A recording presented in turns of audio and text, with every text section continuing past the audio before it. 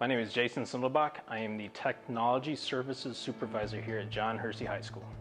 Currently, our students all have an iPad, so we are a one-to-one school district in 214. For the past 3 or 4 weeks, we've tried to respond appropriately for our students to get an iPad to them when it is damaged. Is replacing a student device safe and convenient for me? The answer is no. We all risk our health when we do this. The locker system was going to provide that no contact and provide a better solution for our school and our students. It's going to meet our needs to provide that functionality of a device to that student by having a no contact way of operating with our students.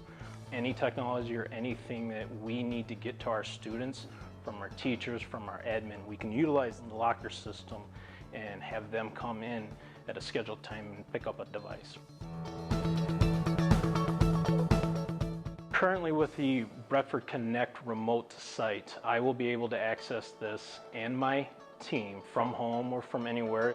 We can set up appointments, change PIN codes, and alert our students and or staff member or our public to utilize the locker system to pick up devices from anywhere, anytime. This is going to meet our needs to provide a no contact exchange of a device with our students. And I think Bretford has found the solution to put our students first. Thank you, Bretford.